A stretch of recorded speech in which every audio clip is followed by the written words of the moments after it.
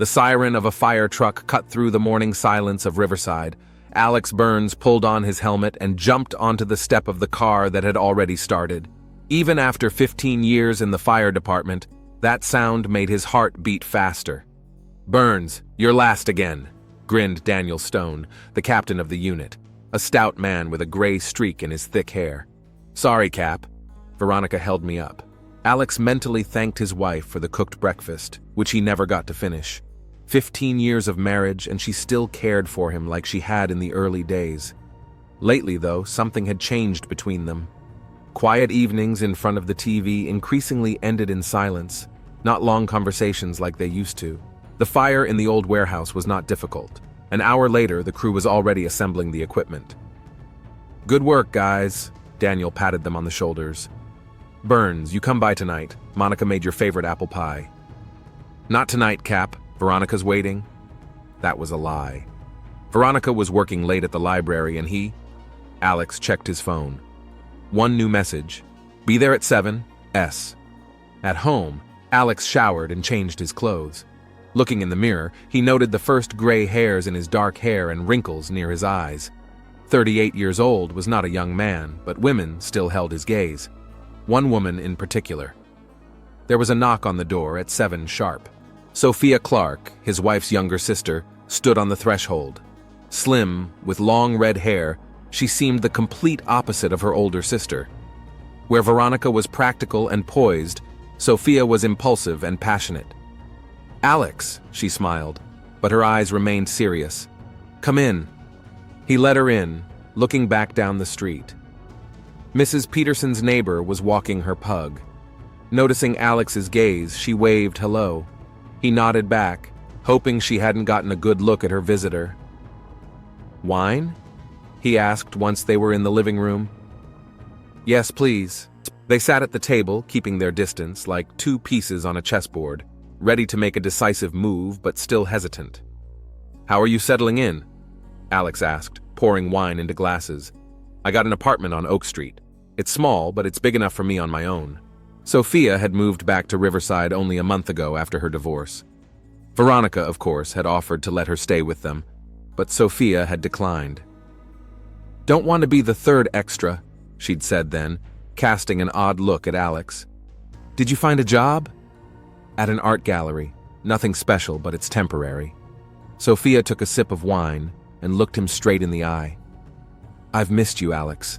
Those words hung in the air. 3 years ago, at a mutual friend's wedding, when Veronica had left early because of a migraine, he had danced with Sophia to slow music. Something had happened between them then. Not a kiss, not a confession, just a moment when two people realize there's an attraction between them that shouldn't be there. "Sophia, we shouldn't—" "I know," she interrupted him. "God, of course I know. You're my sister's husband. But I can't stop thinking about you." He set the glass aside. His hand accidentally touched her fingers, and the touch sent a jolt of electricity through them both. In a minute they were kissing, desperately and greedily, as if they had waited for this moment all their lives. "Veronica," he began, pulling away from her lips. "She won't be back until 10, Sophia finished. "You said so yourself." That night something changed in Alex Burns's life. It was as if the fire he had so skillfully put out at work had flared up in his own life.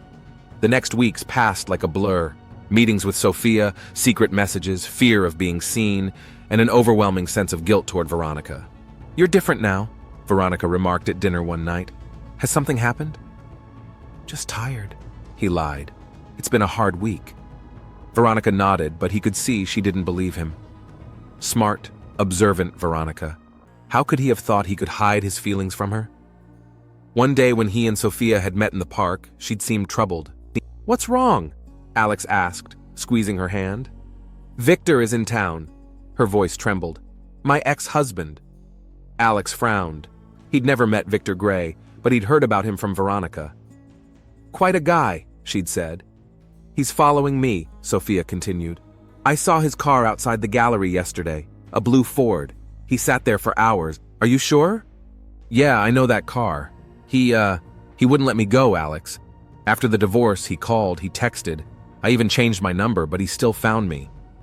"Why didn't you tell me sooner?" I thought he'd back off. Victor had always been obsessive, but lately it had gotten worse. Alex put his arm around her, feeling her shiver. He's never hurt you? Sophia was quiet for a moment, then lifted the sleeve of her blouse. A faded bruise was visible on her pale skin. Was that him? Alex whispered, feeling the rage rising in his chest. Met me outside my house 3 days ago. Said he knew about us. What? How? I don't know. Maybe he was following us. Said he'd tell Veronica if I didn't get back to him. I'll talk to him. No, Sophia exclaimed. You don't know him. He's dangerous. But Alex has already made up his mind. No one will threaten the woman he loved? Was it love or just passion, grown out of a forbidden attraction? The next day, Alex saw a blue Ford outside the supermarket. Inside sat a man, medium height, with short dark hair and cold eyes. Victor Gray. Alex knocked on the car window. The man rolled down the window. Victor Gray? And you must be Alex Burns, the man grinned. Firefighter hero and my wife's lover.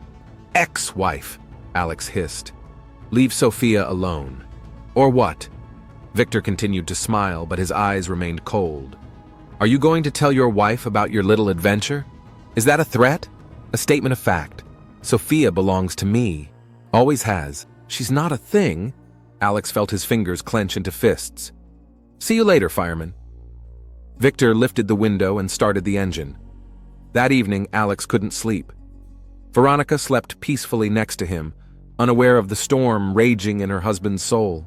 The phone vibrated, a message from Sophia. He came again. I'm afraid to be alone. Alex carefully got out of bed and got dressed. Veronica mumbled something in her sleep and turned on her other side. I'm sorry, he whispered, though she couldn't hear him. Riverside at night was quiet and deserted. Alex parked a block away from Sophia's house and walked the rest of the way looking around. He found Sophia sitting in the dark living room with a baseball bat in her hands.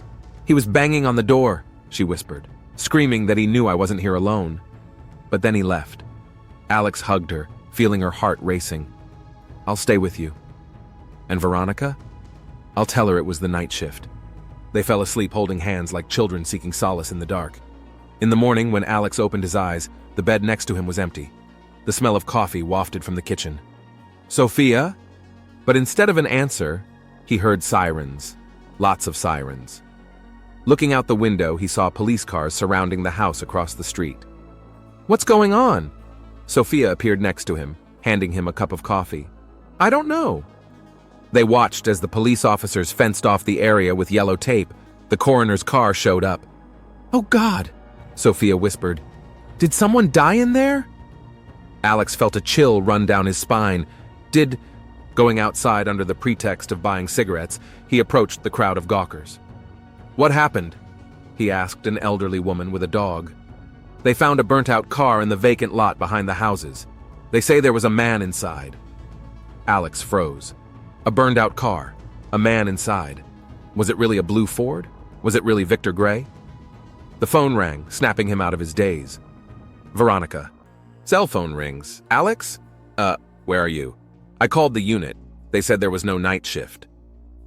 He closed his eyes, feeling the world he'd built on lies crumble. I have to go, he said, noticing a police officer looking at him from the crowd. Walking back to Sophia's house, Alex couldn't get rid of the thought that his life would never be the same again. The flames of passion that had erupted between him and Sophia threatened to turn into a fire that would destroy everything in its path. Detective Nathan Frost arrived on the scene as the technicians were finishing their work. The burned-out blue Ford stood in a vacant lot, surrounded by police tape. The smell of burning still hung in the air, mingling with the morning chill. What do we got? Frost asked the young officer standing by the tape. The car caught fire at about 3 o'clock in the morning. A passerby noticed the flames and called the fire department. When the fire was put out, they found a body inside. Frost nodded and put on latex gloves. In his 45 years, he had seen a lot of burned bodies, but it was impossible to get used to this sight. Tall, with shrewd gray eyes and deep wrinkles on his forehead, he gave the impression of a man who saw through people. The body had already been loaded into the coroner's van, but Frost caught a glimpse of the charred remains. A man. Average height for his size. ID? They found a partially burned driver's license in the glove compartment in the name of Victor Gray. Frost made a note in his notebook.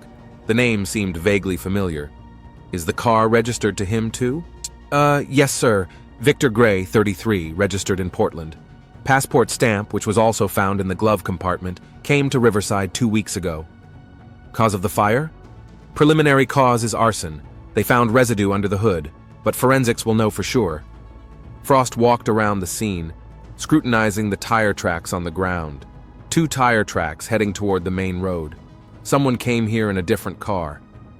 Check the cameras on the neighboring streets, he ordered, and canvass the neighborhood. Someone might have seen something. Back at the station, Frost delved into the victim's identity, Victor Gray. 2 priors for disorderly conduct. 1 domestic violence charge, but the case was dismissed because the wife recanted. Ex-wife Sophia Clark. Hey, Jenkins, he called out to a coworker. Does the name Clark mean anything to you? In Riverside? He wondered. There's a librarian, Veronica Clark. She's a Burns now, married to a fireman. Frost raised an eyebrow. Burns? From the 32nd unit? Yeah, Alex Burns. Good guy. The detective leaned back in his chair. So the victim is the ex-husband of the firefighter's wife's sister's sister. Interesting coincidence. What about this Gray guy? Jenkins asked. Burned to death in his car last night. We don't know yet if it was an accident or not. The phone rang. It was the medical examiner. This is Frost. Detective, I have preliminary results on Gray. He was dead before the car caught fire. Cause of death? Blunt force trauma to the back of the head. Severe, fracturing the base of the skull. Death was instantaneous. Frost frowned. Time of death? Between midnight and 2 a.m. Thanks, Doc. Send a full report when you're ready. Frost hung up and looked at the picture of Victor Gray on the screen. So murder. Someone hit Victor over the head, put the body in a car, set it on fire, and fled. Professional hit? I don't think so. More like a crime of passion.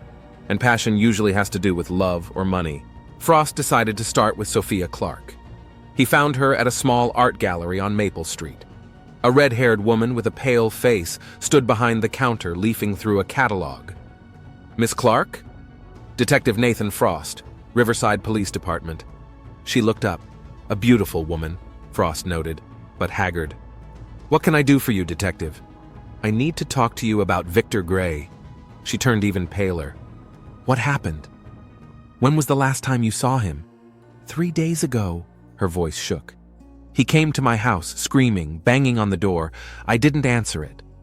And then he left. At least that's what I thought. Victor, he stalked me after the divorce. I moved here to start a new life, but he found me. Why didn't you go to the police? I did. In Portland. But they just told me to change the phone number and the locks. Frost made a note in his notebook. Miss Clark, I hate to break it to you, but Victor Gray is dead. His body was found this morning in a burned-out car. She put her hand over her mouth. Oh my God. Where were you last night between midnight and 2 o'clock? At home. Alone. Could anyone confirm that? She shook her head. I live alone. Miss Clark, did you have an appointment with anyone last night? No, she answered too quickly. Are you sure? Yes, I came home after work and didn't go out again. Frost nodded, though he didn't believe a word of it. Okay, give me your address and phone number. I may have further questions. Next on the list was Alex Burns. Frost found him at the firehouse. Tall man with dark hair and an open face, he looked tired. Detective Frost? He shook Frost's hand. What can I do for you? I need to ask you some questions about Victor Gray. Burns frowned. Victor Gray? I'm not sure I know him. Ex-husband of your wife's sister. Oh, that's the one. I never met him. I've heard of him from my wife, but I've never met him personally. Never? Never. Frost took a good look at the firefighter. Mr. Burns, where were you last night between midnight and 2 o'clock? Home. Asleep. Can your wife confirm that? Burns looked away. No. Veronica thought I was on the night shift. Yeah, I was at a bar with some friends, then I slept at a buddy's house. Look, I don't understand why you're asking me these questions. Victor Gray was killed last night. Burns went pale. Murdered? Yeah. And I need the address of the buddy you were supposedly spending the night with. I don't understand why you... Mr. Burns, just give me the address. Burns gave a friend's name and address, but Frost could tell he was lying. Something didn't add up. As Frost exited the firehouse, he ran into Captain Daniel Stone. Detective, you here on a case? I'm investigating the murder of Victor Gray. Stone frowned. Gray? Don't know him. Ex-husband of Alex Burns' wife's sister. Oh, I see. And what does that have to do with Alex? Frost took a good look at the captain. Tell me, Captain Stone, have you noticed anything unusual in Burns' behavior lately? Stone was silent for a moment, then sighed. Between us, he hasn't been himself for the last month. He's been distracted, late for his shifts. Never used to be like that. Alex is one of my best guys, but lately, he shook his head. I thought maybe there was a family problem. Thank you, Captain. If you think of anything, give me a call. Third on the list was Veronica Burns. Frost had found her at the town library, a thin woman with brown hair in a bun and attentive eyes. Mrs. Burns, Detective Nathan Frost. I'm listening to you, Detective. I'd like to talk to you about Victor Gray. Her face showed no surprise, just a faint shadow of annoyance. What's he done now? I'm afraid Mr. Gray is dead. Murdered last night. Veronica stared at the detective in silence. I'm sorry for your loss, Frost added. We weren't close, she replied. And yet, he was your sister's husband. Ex-husband, and not a very good one, it must be said. Frost made a note in his notebook. Mrs. Burns, do you know if your husband was in contact with Mr. Gray? Alex? She raised her eyebrows in surprise. No, of course not. They'd never even met. And your sister? Did she keep in touch with her ex-husband? Sophia? Veronica frowned. She was afraid of him. Victor was, unstable. After their divorce, he'd stalked her, threatened her. That's why she moved here. When was the last time you saw your sister? About 3 days ago. She came by the house. And your husband? When was the last time you saw him? Veronica's tense. Yesterday morning, before he left for his shift. Detective, you don't think Alex had anything to do with Victor's murder, do you? I'm just asking questions, Mrs. Burns. Your husband said he slept over at a friend's house after his shift. Is that true? Yes. She looked away. At Rick Taylor's. They have drinks together sometimes. Thank you, Mrs. Burns. One more question. Where were you last night between midnight and 2 o'clock? Home, sleeping. Can anyone confirm that? No, I was alone. Leaving the library, Frost thought. All three of them were lying. The question was how. At the station, he got news. They'd found a camera with a memory card in the motel room where Gray was staying. There are pictures in there, the technician said, holding out a folder. I think you should take a look. Frost opened the folder and saw dozens of pictures. All of them showed Sophia entering the gallery, leaving the house, having lunch in a cafe. Typical stalker photos. But there were other pictures. Sophia and a man. They were kissing in the park, holding hands, entering her apartment. The man was Alex Burns.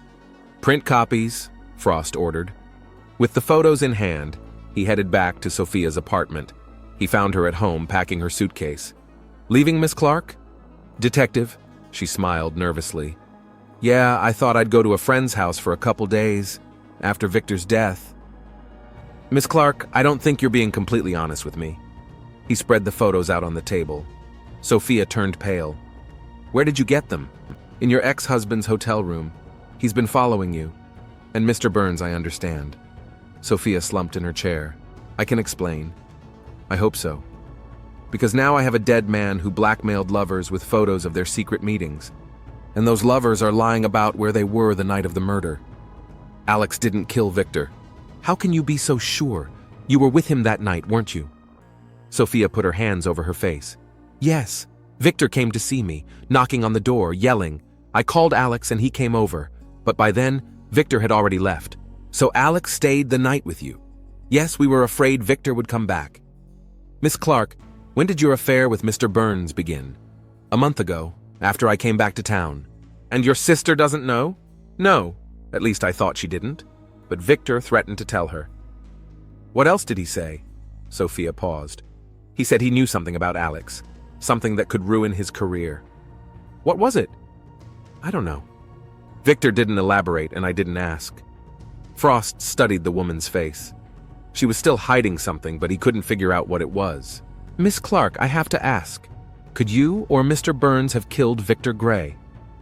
Sophia looked up at him, her eyes full of tears. "No, I swear to you. Alex and I were together all night. We never left my apartment." Frost nodded, though he wasn't sure if he believed her. "I'm going to have to ask you not to leave town, Miss Clark. You're a material witness in this case." "Of course, Detective." After leaving Sophia's apartment, Frost called the station. "Jenkins, I need everything you can find on Alex Burns, especially about his work. Maybe there's something fishy going on." "You got it, boss." Frost got in the car and thought. A love triangle, or even a quadrangle if you counted Veronica, was always fertile ground for murder. But something told him it wasn't that simple. Something to do with Burns's work that Gray could use for blackmail. Phone's ringing. "Frost here." "Detective, it's the lab. We found blood in the trunk of Gray's car. It's not his type." "Whose?" "We don't know yet. But Alex Burns' fingerprints were found on the trunk lid." Frost smiled. The smoke of suspicion was thickening. The morning of the third day of the investigation was overcast. Detective Frost sat at his desk with crime scene photos and witness statements spread out in front of him. The puzzle wasn't adding up. Or rather, it was adding up too well. Everything pointed to Alex Burns, and that worried Frost. 20 years on the force, he'd learned one rule. If the evidence pointed to only one suspect, then you were missing something important. The phone rang. "Frost is listening." "Detective, it's Jenkins. I ran Burns' background check like you asked." "I?" "Mostly clean. Good reviews from his superiors, awards for saving people. But there's something interesting. 5 years ago, there was a fire in an apartment building on Oak Street. A man died, Edward Murphy, former judge. So, Burns was in charge of the operation. The official story is that they couldn't save Murphy because the ceiling collapsed. But one firefighter, Chris Donovan, filed a complaint claiming Burns made the wrong decision. What about the complaint? It was dismissed. An independent panel ruled Burns' actions were valid. Donovan resigned shortly thereafter. Find me that Donovan. Frost is off the grid and thinking. 5 years ago, around the time Victor and Sophia were still married. Could Gray have known something about that fire that the others didn't? Alex Burns' company car was found in the firehouse parking lot. Frost obtained a search warrant and scrutinized the interior and trunk. In the trunk, he found a few drops of dried blood on the mat. "Get samples," he ordered the technician, "and check the trunk for prints." When the technician was done, Frost headed to the unit. Alex Burns was there, checking equipment. "Detective?" He nodded when he saw Frost. "Any news on the Gray case?" "Yes, Mr. Burns. We found your prints on the victim's car and blood in your trunk." Burns went pale. "That's impossible. I never touched his car." "Then explain to me how your prints ended up on the trunk lid." "Yeah, I don't know. Maybe he set me up." "And the blood in your trunk?" "I'm a firefighter, Detective. I often help traumatized people. One of them must have bled out." "That's a convenient explanation." "It's true!" Burns raised his voice, attracting the attention of his colleagues. "Alex?" Captain Stone approached them. "What's going on?" "Captain," Frost showed his badge. "We're investigating the murder of Victor Gray. We have a warrant to detain Mr. Burns for further questioning." "Alex?" Stone asked in confusion. "I didn't kill anybody, Cap," Burns said. "The detective is wrong. Mr. Burns, please come with me." At the station, Frost put Burns in an interview room. He looked exhausted and scared. "Tell me about the Oak Street fire, Mr. Burns. 5 years ago?" Alex tensed up. "What does that fire have to do with anything? Just tell me." Burns sighed. "The call came in around midnight. Apartment building, 3rd floor. When we arrived, the fire was already in the stairwell. We evacuated the residents through the windows, but old man Murphy was stuck in the bedroom. Chris Donovan wanted to go after him, but I told him not to. The ceiling could collapse at any moment, and it did. Murphy died. Donovan thought you could have saved Murphy. Donovan was young and stupid. I saved 5 people by making that decision, but not Judge Murphy. I couldn't save everyone." "Did Victor Gray know about this incident?" Burns looked at the detective in surprise. "I have no idea. He and I never met. I think we did. And he knew something about that fire that the others didn't. Something he was blackmailing you with. This is bullshit! Burns slammed his fist on the table. I never saw Gray before that meeting at the supermarket. What meeting? Burns stammered, realizing he'd blurted it out. I saw him once, briefly, at the supermarket. Why didn't you mention that before? I didn't think much of it. Mr. Burns, don't make this any worse than it already is. You lied to me from the beginning. You were with Sophia Clark the night of the murder. You had motive to get rid of Gray, and your fingerprints were found at the crime scene. I didn't kill him. Then who did? I don't know. Maybe some kind of mugger or a junkie? They found blood in the trunk of his car, Mr. Burns. As soon as we get the DNA results back, we'll know whose it is. It's not my blood. And I didn't touch his car, I swear to you. Frost looked at Burns carefully. He looked genuinely frightened. We'll continue this conversation later, Mr. Burns. In the meantime, you'd better get a lawyer. Leaving the interrogation room, Frost met Jenkins. Found Donovan, he said. He's now an instructor at the fire college in Portland. I contacted him and he's willing to video chat. Great. An hour later, Frost was staring at the screen where Chris Donovan's face appeared. A man in his 40s with an open, honest look. Mr. Donovan, thank you for agreeing to talk. I'm investigating the murder of Victor Gray. Gray? Donovan frowned. I don't know him. He was married to Sophia Clark, Veronica Burns' sister. Oh, Sophia. Yeah, I remember her. I met her a couple times at company parties. What does this have to do with the Oak Street fire? I was hoping you could tell me. Mr. Donovan, you filed a complaint against Alex Burns after that fire. Yes. Burns made a bad decision. We could have saved Judge Murphy if he'd let me in the building. What makes you so sure? Donovan was quiet for a moment. Because I knew the layout of the apartment. We could have gotten to the bedroom through the balcony of the neighboring apartment. I suggested that plan, but Burns refused. Why do you think? I don't know. Maybe he was afraid to take the risk. Maybe, he hesitated. What, Mr. Donovan? Look, this is just speculation, but Murphy was a judge, and as far as I know, he was prosecuting Veronica's brother, Burns' wife. Her brother Michael was in a car accident, hit a kid. Judge Murphy was on the case. I thought, maybe Burns had a personal reason not to risk his life for the judge. Frost wrote that information down. Thank you, Mr. Donovan. That's very valuable information. After talking to Donovan, Frost checked out Veronica's brother's story. Michael Clark had indeed been on trial for a hit-and-run accident on a child for 6 years. Judge Murphy prosecuted the case and sentenced him to 5 years. A year later, Michael died in a prison fight, and a few months after that, there was a fire that killed Murphy. Coincidence? Frost didn't believe in coincidences. Next on the program was Veronica Burns. Frost checked her alibi for the night of the murder. She claimed she was home, but a neighbor saw her leave around 11 p.m. and return after 2 in the morning. In addition, the library confirmed that Mrs. Burns had taken the day off work on the day of the murder. Although she told her husband she was working late, Frost found Veronica at home. She looked collected and calm, as if she'd been waiting for him. Detective Frost, she nodded. Come in. Mrs. Burns, I'm afraid I have some very bad news. Your husband is being held on suspicion of the murder of Victor Gray. She turned pale. That's impossible. Alex is not the killer. The evidence says otherwise. What evidence? His prints on the victim's car, blood in his trunk, motive to get rid of the man who blackmailed him. Blackmailing him? She raised her eyebrows. Blackmailed with what? Maybe information about the fire that killed Judge Murphy. Veronica closed her eyes. Oh my God. Mrs. Burns, where were you the night of the murder? And this time, please, the truth. She looked at him for a long moment. I went to visit my brother's grave. It was, the anniversary of his death in prison. At midnight, I couldn't sleep.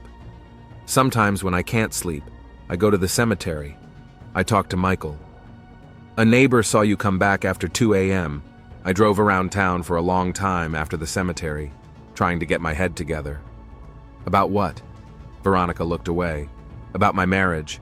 About my husband sleeping with my sister. You knew about their affair?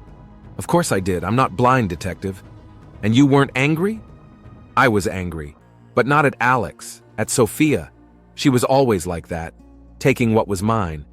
Victor Gray knew about their affair too, obviously, and knowing Victor, he was probably trying to capitalize on it. What do you mean? Victor was greedy for money. If he found out about the affair, he must have blackmailed them. Not just their affair, Frost said thoughtfully. Mrs. Burns, what do you know about the fire that killed Judge Murphy? She froze. Only what Alex had told me, that it was a tragedy. Judge Murphy sentenced your brother to 5 years in prison. A year later, your brother died, and a few months later, Judge Murphy died in a fire where Alex Burns decided not to try to save him. What are you trying to say, detective? I'm trying to say it's too much of a coincidence. At that moment, the front door opened, and Alex Burns walked in, accompanied by an officer. We've released him on his own recognizance, the officer explained. Alex! Veronica rushed to her husband. Are you all right? Yes. He looked exhausted. Veronica, there's something I need to tell you. I know, she interrupted him. About you and Sophia, I've known for a long time. You know? Of course I do, and I forgive you. You do? Alex looked shocked. Yes, because I love you, Alex, and I know you didn't kill Victor. Of course I didn't. Sophia's voice came from the doorway. She stood there, pale and determined. Detective Frost, Alex spent the whole night with me. He couldn't have killed Victor. Miss Clark. Frost nodded. You're on your own recognizance, too. You shouldn't be here. I need to talk to my sister. Sophia? Veronica looked at her sister with an unreadable expression. You shouldn't have come. Veronica, I owe you an explanation. There's nothing to explain. You slept with my husband. That's pretty unambiguous. I've always loved him, Sophia said quietly, even before you were married. And you've decided to take yours now? Veronica grinned bitterly. I didn't plan it, it just happened. Ladies, Frost interjected. I realize you have a lot to talk about, but right now we're more interested in Victor Gray's murder. I didn't kill him, Alex said firmly, and neither did Sophia. Then who did? Me, Veronica said calmly. There was silence in the room. Veronica! Alex exclaimed. What are you saying? The truth. She looked at the detective. I killed Victor Gray. No, Sophia whispered. You couldn't have... Mrs. Burns, Frost said carefully. Do you realize what you're saying? You're confessing to murder. Yes. Why? Because he was blackmailing us. But not because of their affair. She nodded at her husband and sister. Because of the fire. Because of Judge Murphy. Frost listened intently. Continue. Victor somehow found out that the fire at Judge Murphy's house wasn't an accident. I said it. Veronica! Alex exhaled in shock. I'm sorry, darling. I never meant for you to find out. Murphy killed my brother with his sentence. Michael couldn't stand prison. He killed himself. And that goddamn judge didn't even offer condolences to our family. So you wanted revenge? Frost nodded understandingly. Yeah. I studied his habits, found out where he lived. I made it look like an accident. I didn't know Alex would be in charge of the extinguisher, I swear. And Victor Gray found out? Yeah, I don't know how. Maybe he found my notes or overheard me and Alex talking about the judge. He started blackmailing me 2 months ago, demanding money. A lot of money. So you decided to kill him. I paid it first, but then he started demanding more and threatened to tell Alex everything. I couldn't let that happen. Veronica, Alex came to his wife. Why didn't you tell me? Because you would have tried to stop me. She smiled sadly. You've always been a good man, Alex. Too good for me. Tell me how it all happened, Frost asked. I arranged to meet Victor at the vacant lot. I told him I'd bring the money. He showed up. We talked. I hit him over the head with a tire iron. Then I doused the car with gasoline and set it on fire. And the blood in the trunk of your husband's car? It was mine. I cut myself getting the tire iron. And Alex's prints on Gray's car? Alex examined it the day before. Victor showed him pictures of Alex with Sophia. Alex opened the trunk to see if there was anything else in there. Was it true? Frost looked at Burns. Yes, he admitted. I didn't want to tell because I thought it would only increase the suspicion against me. Veronica. Sophia walked over to her sister. Why did you do it? To protect my family, she answered simply. Her real family. Frost sighed. Veronica Burns, you're under arrest for the murder of Victor Gray. You have the right to remain silent. Veronica Burns' trial lasted 2 weeks. Alex and Sophia testified, corroborating her version of events. Technical forensics also confirmed her confession. On the last day of the trial, Frost watched her from the courtroom. She held herself with dignity, not trying to invoke pity or downplay the gravity of her actions. I did what I thought was necessary to protect my family, she told the jury. I'm not proud of it, but I'm not remorseful. The court sentenced her to 15 years in prison. After the sentencing, Frost met Alex Burns outside the courthouse. What now? The detective asked. I don't know, Burns admitted honestly. I still love her, no matter what. And Sophia? We decided to end the relationship. It was, a mistake. A big mistake. Yeah, Burns grinned wryly. You know, I always thought the scariest thing in my life was fire. Now I know that's not true. The worst part is the ashes. What's left when everything's burned.